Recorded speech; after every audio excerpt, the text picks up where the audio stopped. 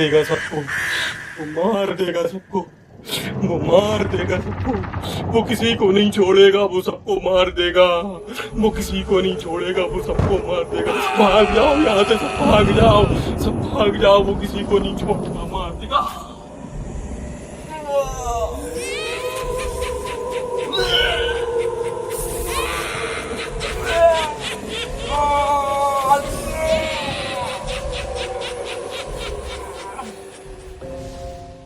आखिर उस रात रवि के साथ क्या हुआ था जिसने उसकी ये हालत कर दी थी। तो आइए चलते हैं आज की कहानी की ओर।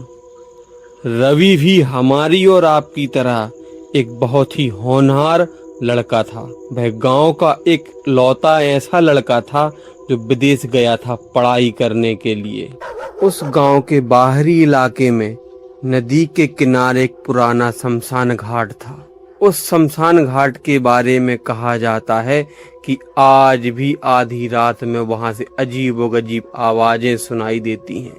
लोग कई बार बताते हैं कि वह जलती चिताओं के बीच सफेद साया घूमता दिखाई देता है। इसीलिए जब शाम का समय हो जाता था तो गांव वाले उस रास्ते से कभी नहीं आया जाया करते थे, कभी उस रास्ते से नहीं निकलते थे, क्योंकि गांव वालों को अच्छे से पता था कि यदि हम यहाँ से शाम के समय निकले तो हमारी मौत पक्की है।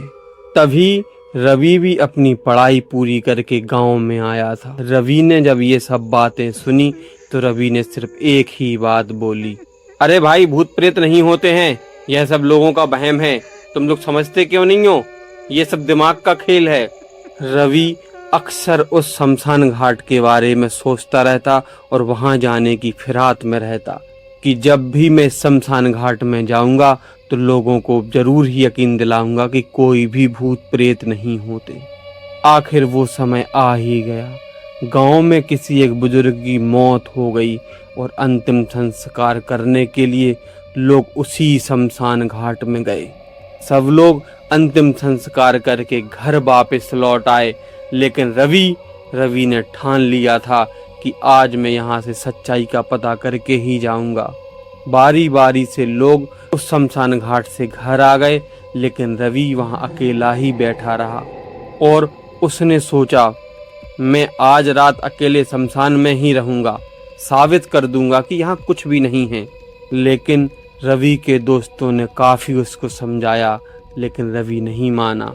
उस रात आसमान में काले बादल छाए हुए थे, ठंडी हवा चल रही थी, दूर कुत्तों के भौंकने की आवाज सुनाई दे रही थी, बरसात होने लगी थी। रवि टॉर्च लेके फिर भी शमशान घाट में खड़ा रहा। रात के तकरीबन 12 बज गए थे। रवि को अभी तक कोई शमशान घाट में हलचल दिखाई नहीं दे रही थी और रवि बिल्कुल निडर वहां पे बैठा हुआ था और बस यही सोच रहा था और मन ही मन में बड़बड़ा रहा था, मैं तो पहले बोल रहा था गांव वालों के लिए, यहाँ कोई भी भूत प्रेत नहीं है, देखो अभी तक तो कुछ भी नहीं हुआ है। ऐसा सोचते सोचते वातावरण और भयानक होता जा रहा था। पेड़ों की शाखाएं और हवाएं बहुत तेज तेज हिलने लगी थीं। रवि ने अपनी टॉर्च जलाकर चारों ओर देखा, सब कुछ उसे नॉर्मल लग रहा था। वह एक पुराने बरगद के पेड़ के नीचे जाके बैठ गया, क्योंकि रात काफी हो गई थी। तभी उसे लगा जैसे उसके पीछे कोई खड़ा है। उसने तुरंत मुड़ के देखा, लेकिन वहां कोई भी नहीं था। कुछ देर बाद उसे किसी के रोने की धीमी धीमी आवाज आई।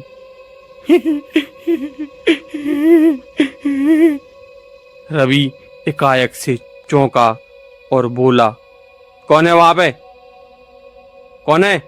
और रवि को कोई भी उत्तर नहीं मिला। आवाज धीरे धीरे स्पष्ट होने लगी थी, जैसे लग रहा था जैसे कोई महिला दर्द में रो रही है। रवि का दिल अब थोड़ा थोड़ा तेज धड़कने लगा था। वह उस दिशा की ओर जाने लगा जिस दिशा से उस महिला के रोने की आवाज आ रही थी। रवि टॉर्च चालू करके आगे की तरफ बढ़ ही रहा था कि अचानक से उसकी टॉर्च बंद हो गई। अब चारों ओर केवल अंधेरा था। जब बिजली चमक रही थी तभी हर जगह उजेला दिखता और एकाएक अंधेरा हो जाता। चारों ओर अंधेरा छा जाता। तभी उसको महसूस हुआ कि किसी ने उसके कंधे पर एक हाथ रखा है जो बहुत ही ठंडा है, बर्फ से भी ज्यादा ठंडा है। रवि घबरा कर पीछे मुड़ा, लेकिन वहां कोई नहीं था। अब तो उसको पसीना छूट गया। उसके माथे से पसीना निकल रहा था और वह थर थर कांपने लगा। उसी समय शमशान घाट के बीचों बीच एक धुंधली आकृति दिखाई दी।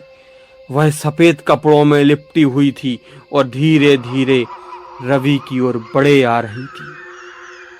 रवि मानो उस आकृति को देखकर एकदम से खड़ा रह गया। ना वो हिल पा रहा था, ना डुल पा रहा था, ना ही कहीं भाग पा रहा था। वह आकृति धीरे धीरे रवि के पास आती जा रही थी। फिर अचानक वह गायब हो गई। तभी रवि ने थोड़ी राहत की सांस ली, लेकिन उसके कान के पास किसी ने फुसफुसा कर कहा, तुम यहाँ क्यों आए हो? रवि डर के मारे चीख गया। वह भागने लगा, लेकिन उसे लगा जैसे कोई व्यक्ति, कोई आदमी उसके पीछे पीछे ही दौड़ रहा है। शमशान की वह पगडंडी पर भागते हुए उसने पीछे मुड़कर देखा। धुंध के बीच कई साए उसको नजर आ रहे थे। बरसात बहुत तेज हो रही थी, घने बादल छाए हुए थे और उन्हीं घने बादलों और बरसात में उसको कुछ आकृतियां दिखाई दे रही थीं। उनकी आंखें अंधेरे में चमक रही थीं। रवि पूरी ताकत से दौड़ रहा था कि बस किसी ना किसी कारण यहाँ से बस एक बार निकल जाए। तभी उसका पैर एक पत्थर से टकराया और वह गिर गया। जब उसने सिर उठाया तो देखा कि उसके पास एक पुरानी चिता थी। चिता के पास एक बूढ़ा आदमी खड़ा था, जिसकी आंखें बहुत ही चमकीली और डरावनी लग रही थीं। बूढ़े आदमी ने धीमी आवाज से बोला, कुछ जगहों के रहस्य जानने की कोशिश नहीं करनी चाहिए। इतना कहकर वह बूढ़ा आदमी कहीं गायब हो गया। रवि किसी तरह उठकर गांव की ओर फिर भागा और भागता रहा और वह गांव पहुंच गया। लेकिन उस दिन से रवि अभी तक ठीक नहीं हुआ।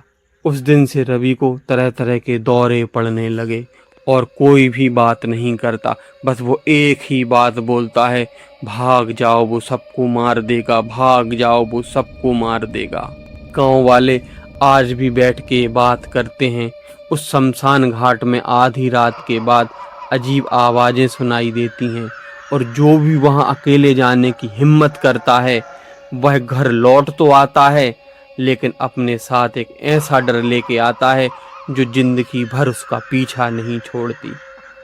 जिस प्रकार रवि आज भी अपने आप को कमरे में बंद कर लिया है और कभी उस कमरे से बाहर नहीं निकलता और बस एक ही रट लगा के रखता है कि वो सबको मार देगा, भाग जाओ, और उसको तरह तरह के दौरे पड़ते हैं।